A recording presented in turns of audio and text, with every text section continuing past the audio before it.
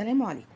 أنا متجوزة بقالي 7 سنين وعندي بنتين، ومن أول جوازنا وإحنا على طول في خناقات، رغم إني موظفة وبسلمه مرتبي كل أول شهر 7000 جنيه. آخر خناقة كانت بينا حصلت لما كان جايب أخوه وابن خالته يتفرجوا على الماتش عندنا. بعد ما خلص الماتش ندى عليا وبصوت عالي جدا وقال لي: ريحة المطبخ وحشة جدا، انت ليه سايبة المطبخ معفن قوي كده؟ رديت عليه قلت له: حاضر، هشوف ايه المشكلة وهنضف. برغم ان انا مش شامة اي ريحة خالص ومش عارفة الريحة دي جاية منين، اصل انا من ساعة ما جالي كورونا وانا فقدت حاسة الشم. راح مزعق لي قدامهم وقال لي: لم الزبالة اللي في المطبخ دي، بصوت عالي جدا قدام اهله. قلت له: مفيش زبالة كتير اللي بيها تعمل الريحة دي اللي انت بتقول عليها. المهم دخلت المطبخ وقعدت نضفت فيه لحد لما اكتشفت ان فيه بطاطستين معفنين كده في اخر الدرج. نضفت المطبخ كويس جدا وخليت الدنيا زي الفل. تاني يوم بقى لقيته قالب وشه على الاخر وبيكلمني بطريقه مقرفه جدا، وبيقول لي: انا لما ارجع من الشغل الاقي الدنيا دي نظيفه، مش عايز قرف زي امبارح. قلت له: على فكره بقى، انا ما كنتش شامه الريحه اللي انت بتقول عليها دي، ولو مش عاجبك نظف انت.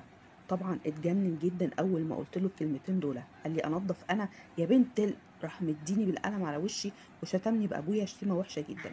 اختي متجوزه وقاعده معايا في نفس البيت، بس الحمد لله ما سمعتش لا شتايم ولا سمعت ضرب ولا اي حاجه.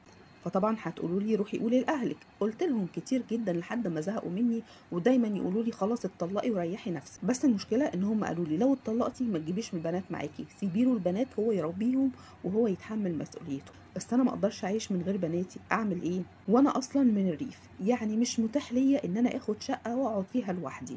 دلوقتي انا محتاره، استحمل عشان خاطر البنات ولا اتطلق واسيبهم؟ انا حاسه ان كرامتي بقت في الارض ومش عارفه اخد حقي منه وانا عايشه معاه في نفس البيت. بصي يا ست الكل، كرامتك فوق اي حاجه، الضرب والشتيمه دول خط احمر.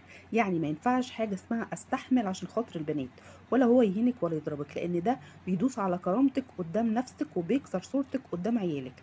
لان البنات هيتعلموا ان الضرب ده حاجه عاديه جدا، وده اخطر من الطلاق نفسه. فكري في مصلحتك ومصلحه البنات. انت موظفه، يعني عندك مصدر دخل يخليكي تقف على رجلك ومن غير ما تروحي بيت اهلك. لو شايفه ان الطلاق مش مناسب دلوقتي ومضغوطه بالظروف، حطي حدود معاه. ما تخدمهوش فوق طاقتك، ما تسلموش مرتبك كله، سيبي لنفسك كده جزء تصرفي منه على نفسك. والعبره في النهايه يا جماعه من القصه دي ان الحياه الزوجيه ما فيهاش اهانه ولا ضرب. الاحترام هو اساس كل بيت، واللي يمد ايده او لسانه على مراته بيكسرها وبيكسر بيته. الست ممكن تسمح في اي حاجه الا كرامتها.